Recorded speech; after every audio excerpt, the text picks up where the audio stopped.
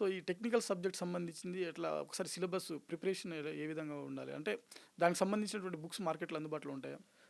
ఇప్పుడు CBT 2 అనేది మనకు నా వరకైతే మన సీఎంకి సంబంధించిందయితే మన మార్కెట్‌లో ఎక్కడ బుక్స్ దొరకండి. ఓకే. ఐ మీన్ ప్రిపేర్ చేసిన నోట్సు ఓకే. అండ్ బుక్స్ అనేది ఏది దొరకదు. ఓకే. ఓన్లీ ఎన్‌సీఈఆర్‌టీ బుక్స్, CBSEకి సంబంధించిన ఎన్‌సీఈఆర్‌టీ బుక్స్ దొరుకుతాయి.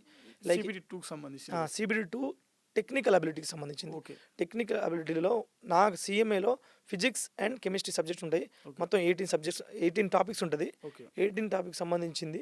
నేనైతే ఎన్‌సీఈఆర్‌టీ 8థ్ క్లాస్ నుంచి +2 స్టాండర్డ్ ఓకే. ఎన్‌సీఈఆర్‌టీ బుక్స్ ఓటీలో తీసుకోవడం జరిగింది. ఓకే. ఆ బుక్స్ తీసుకొని మై ఓన్ ఓకే. కొన్ని యూట్యూబ్ వీడియోస్, ఓకే. కొన్ని ఛానల్ ఓపెన్ చేసి నేను కొంచెం చూసి okay. And by my own NCERT books చదివి నేను షార్ట్‌కట్‌లో నోట్స్ ప్రిపేర్ చేసుకోవడం జరిగిందండి. ఓకే.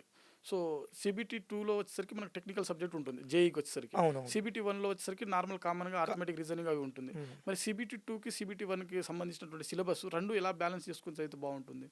ఆ 2 ఎలా బ్యాలెన్స్ చేసుకోవాలంటే, ఇప్పుడు ఆల్మోస్ట్ ఇంతకుముందు చాలామంది తెలిసిన వాళ్ళు సబ్జెక్ట్ కొంచెం ఉంటే అర్థమెటిక్ రీజనింగ్, ఇప్పుడు జేఈ అంటే ఆల్మోస్ట్ అందరికీ అర్థమెటిక్ రీజనింగ్ వచ్చిన వాళ్ళే ఉంటారు. అవును.